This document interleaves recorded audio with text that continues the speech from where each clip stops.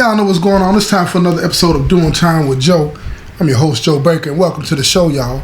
See, Kalo, he's been exposed. They snatched his shirt off. Dre sees the wire. He pulls the wire. He called him a rat. You come up in my house like this, disrespecting me, trying to set me up? Yeah, we got a trick for you. We ain't gonna have to worry about that. He looks out the window. Where the feds at? Where they at? And right at that moment, that's when he heard the flashbangs. Boom! They kicked in the door. The light was so bright, it scared everybody. But all the lights went off. And the only light was the flashbangs. And it caused panic. And Kalo hit the ground, face first into the dirt. And all you saw was bullets being shot here and there. But the SWAT team had the advantage. They had snipers on the roofs. They had night vision goggles on. Everybody that was in the place was blinded. When the dust settled, 4 people were dead. 6 of them had handcuffs on. And one of them with the handcuffs was Dre. Kalo lay on the floor, a body on top of him. Detective James, she rolls the body off of him and she looks at him. He's panicking. She said, "Are you okay?"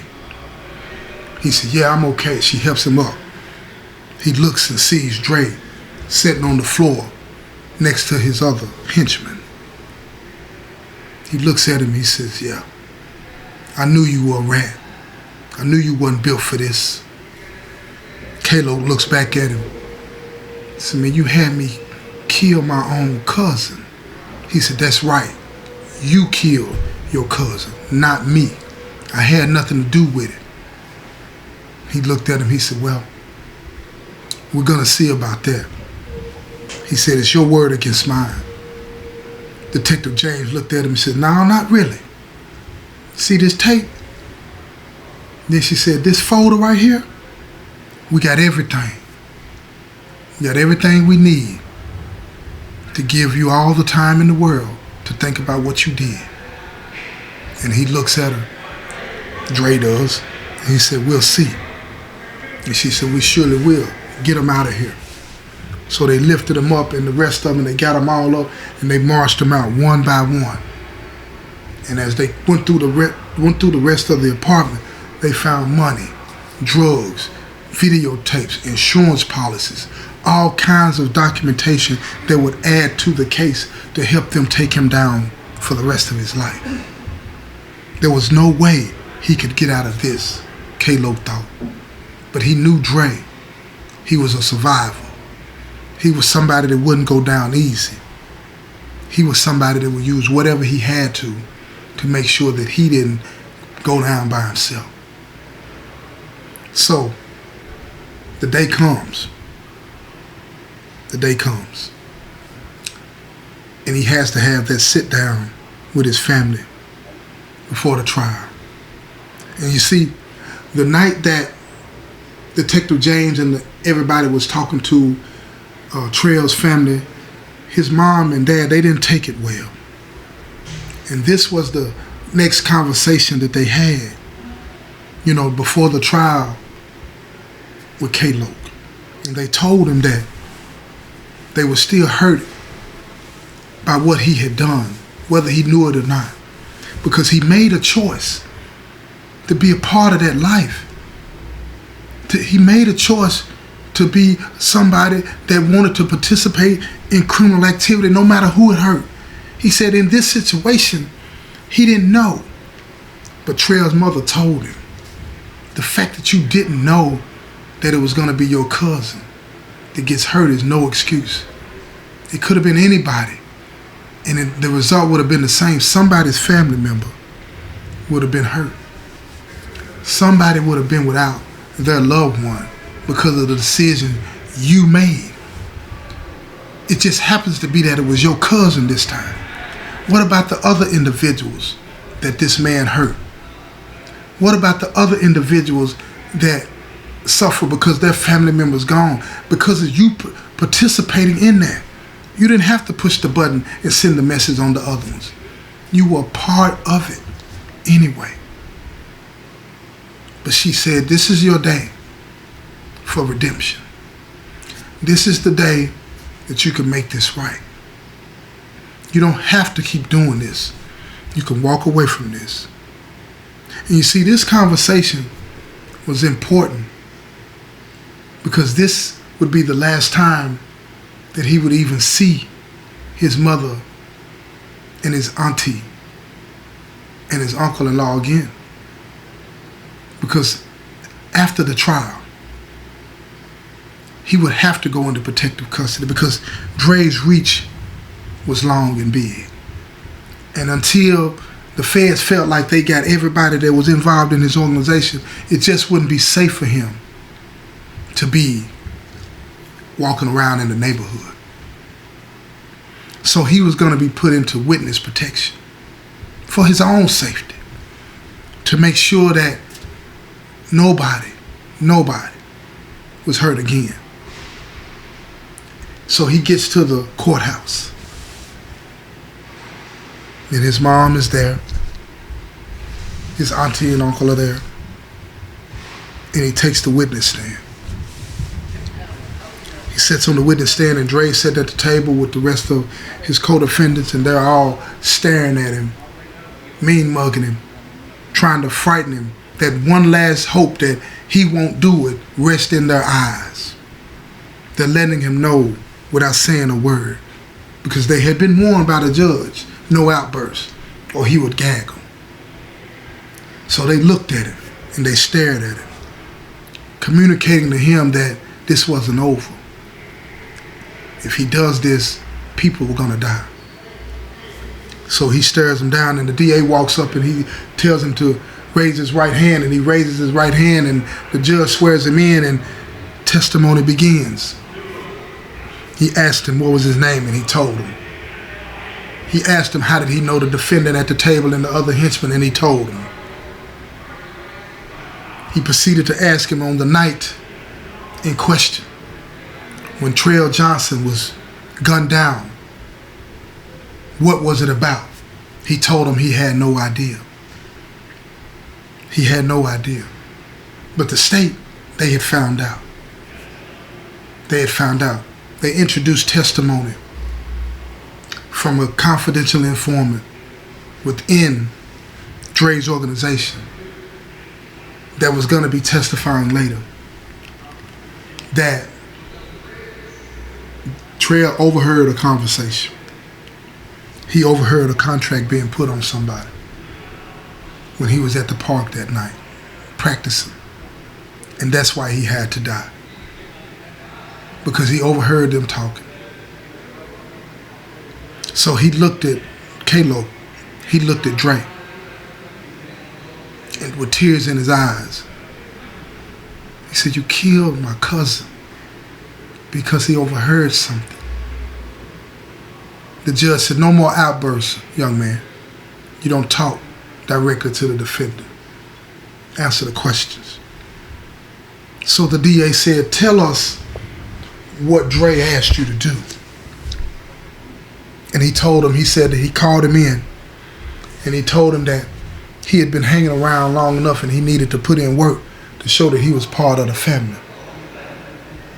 And the DA said, "Well, what did he mean by that?" He told me that I had to deliver a message.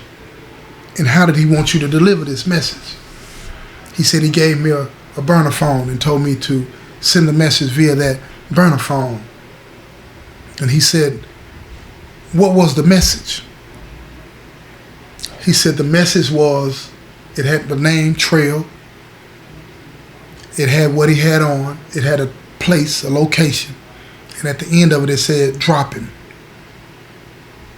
He said, "And what did you take that message to mean?" He said, "When I first saw it, I didn't want to believe that it was my cousin. I figured that it was somebody else. I didn't think that it was my cousin."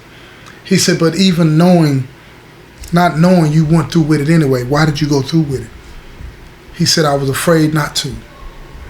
Because once he had handed me the phone and the message, I knew that if I backed out of it, that he'd probably kill me." He said, "What if you would have known it was your cousin? Would you have done it?" He said, "No. He would have had to have killed me." He said, "So when you went to the location, what did he tell you? He told me not to turn it on until I got there and at 7 o'clock. And what did you do? He said, I turned it on. I was just curious. I turned it on early and I saw all of the information, the pictures and the dates and the times of other things that he had done on it. And he said, what did you do with it? He said, I screenshotted it, sent it to my other phone. And why did you do that? The DA asked him. He said, I don't know, just out of curiosity. And he said, are these the documents and the paperwork that you scanned and sent to yourself or screenshot and sent to yourself? And he laid them out in front of him. And he said, yes, sir. So he told the judge, he said, I made a copy of this available to the defense. And they were all looking at it at the same time. Dre with a smirk on his face as he was looking at it. The other henchmen looking at him, wondering how could he be so careless. They thought he was smarter than that. And that's what a lot of people think.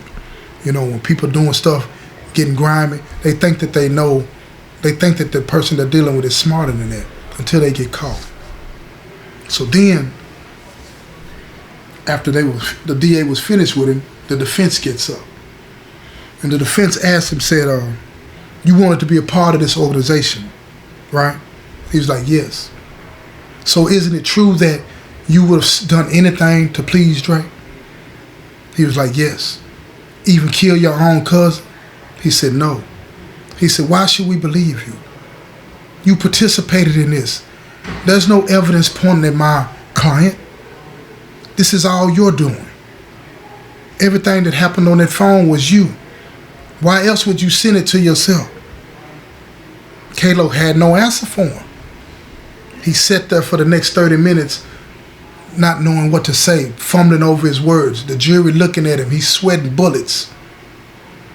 The DA's not worried about it, though.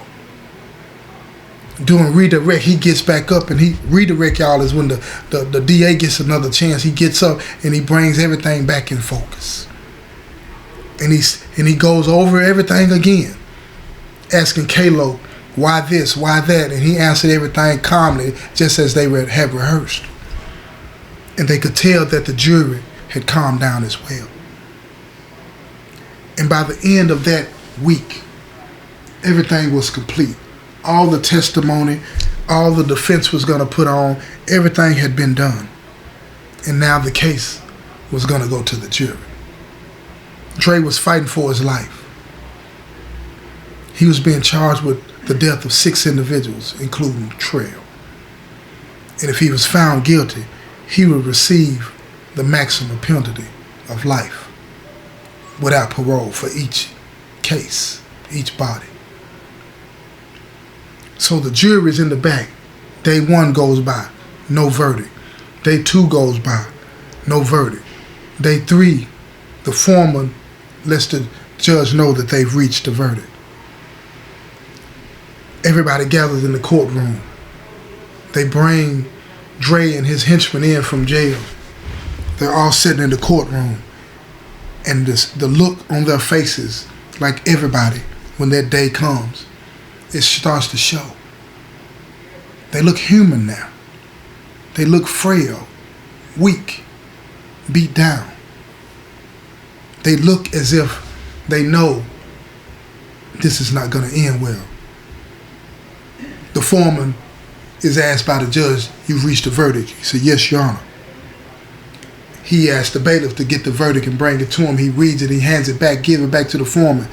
And the judge says, sir, foreman, what is your verdict on count 1, murder for hire? Guilty, guilty, guilty. He read down the list. All 6 counts against all of the defendants, including Dre. Guilty on all counts. But that wasn't it. They kept reading the money laundering, racketeering, all of the charges, guilty on everything. It was a clean sweep for the prosecution. Everything that they had accused him of, they found him guilty. So the judge says he would sentence them 2 months later. They were remanded to be maintained in custody, stay in custody, and they would take him back to the jail. Dre wasn't letting it go. He got a burner phone in the jail. He made a call. He said only a couple of words to the person that picked up the phone. Get him now. Get him now. And the phone hung up. So, Kalo is in protective custody, but Dre has resources. And they had been following him every day when they leave the courtroom. But the feds were not new to this. They understood, so they changed up their routes every day. But Dre wasn't new to this as well. So they had different people following them and trying to figure out where they were at and dropping off, you know what I'm saying, and picking up every different turn they had, a new car would follow him and all this stuff, and they thought they knew where he was at. It was a safe house on the east side of town, in a neighborhood where nobody would suspect something like this to be happening.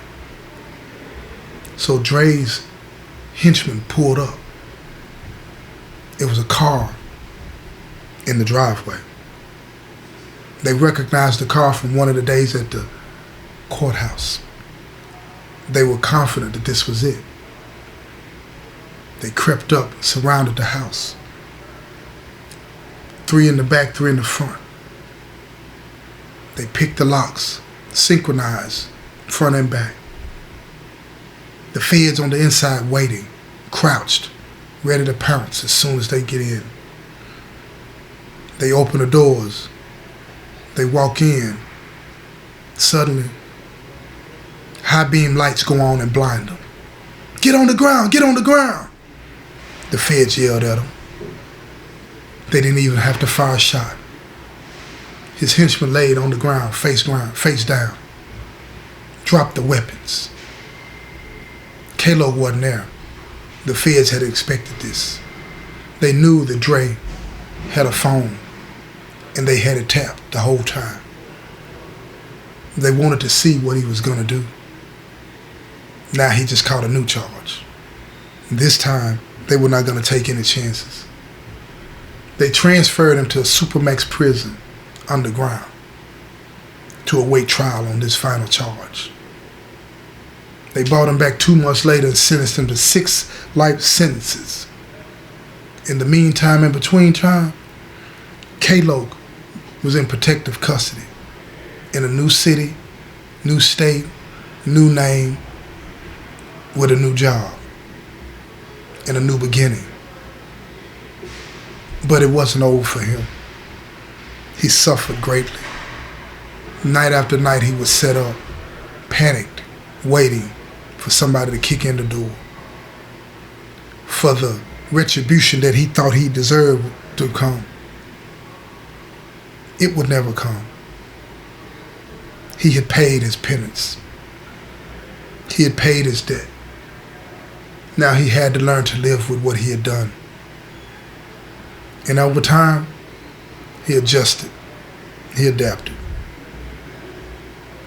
And he went on with his life. But it wasn't easy, y'all. See, a lot of times we get involved in situations where we think we know what's going to go on and dealing with people that we don't even know, and even sometimes you do know them, and they'll have you do some things that will shock the conscience. And in this situation, his own cousin was gone. His life was taken, and there's nothing he could do about that, nothing that he could do to bring him back, but the man responsible was being held accountable.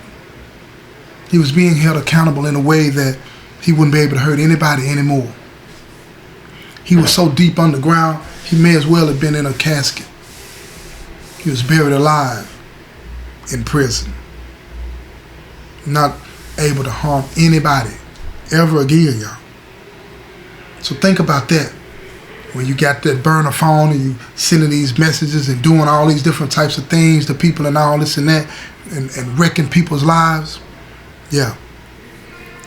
One day, somebody might grow a conscience and decide to do something about it like Kalo did. Remember that. Leave that stuff alone, y'all. This has been another episode of Doing Time with Joe. I'm your host, Joe Baker, and I say peace, y'all.